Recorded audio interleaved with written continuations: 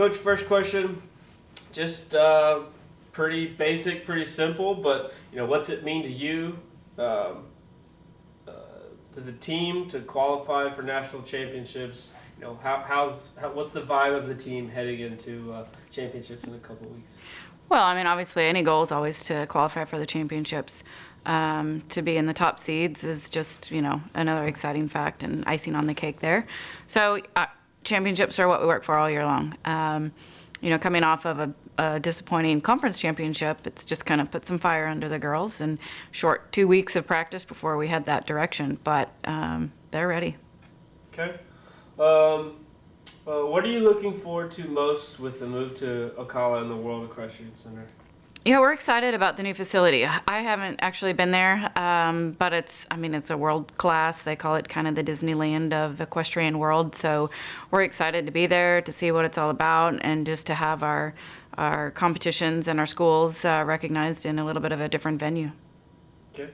What has your team done? You talked about SECs just a week ago, but now, what has your team done to prepare for this competition coming up?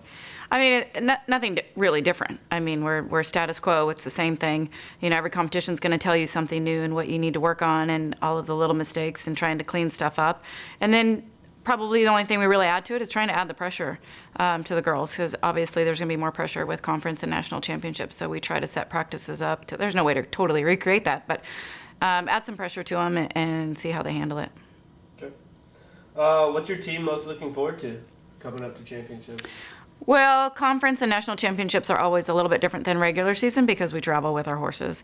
And so we're taking a group of 12 horses. So the girls always look forward to being able to take our four-legged teammates. But, just knowing the other piece to it is knowing how hard they've worked. They've been recognized for it, and they're ready for it. And this team is talented. Like, they can be successful. So they know that, and just ready to kind of go take that test and showcase our talent. This isn't on the question, but this is stemmed from me. Uh-huh. Does taking your own horses give the girls a little extra confidence?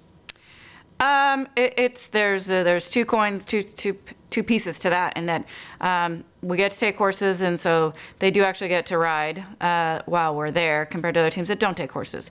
The flip side of that is we have four-legged athletes that we have to take care of, and so there's another big part of the coaches and the staff and the girls of taking care of those four-legged teammates. So it's good and bad, but that's the reason why the girls are in the sport, is because they love horses. So being able to have our four-legged kids there, it just makes it that much more fun. And that's what they do when they're growing up in high school. When they're doing that, they take their horse and they just have that partnership with their horse. So it's just, when they come in as freshmen, it's just a little bit weird to go and compete and not have the horse to take care of and all of this stuff. So it's a good thing to be able to ride, but it has its challenge because it's a big job and a big responsibility. Does that make it even sweeter when you win? And it is your horses, and so well, everything. Let me clarify. Yeah. We take horses, but the horses all just kind of get put in a pool, and so for the most part, they're going to be ridden by other schools. So we don't actually get to compete on them. Same thing for conference championships. We're there to prep them so that other schools are doing the same thing. They're prepping their horses so that we get to ride them. But in conference and national championships, it's more of a level playing field where we're really riding neutral horses, and there's not the home field advantage. Got it. Okay, take me back. It's a long season, starts in the fall. What has been some of the challenges for the team this year? This team, again, like I said, has been so talented, so we've been really consistent. It was the times when we weren't consistent and we had our losses.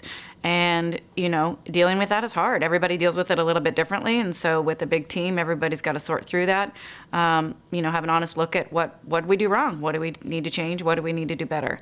And so those few times, the good thing is that we had a successful season for the most part, and the challenging thing is we had a successful season, and when things go wrong, you have to practice that when things go wrong. So we hadn't practiced that as much. So yeah, again, a good thing, but that was probably the most challenging thing. Okay. Let's see. A couple more here.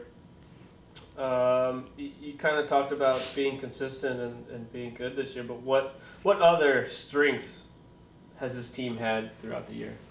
I think one of the things this team had is in our sport, there's three very separate groups. We're not all on the field together. So the other part of it is having everybody vibe together and have that teamwork together, even though they're very separate. Sometimes they don't even see each other in practice. They may only see each other when we travel and in team meetings.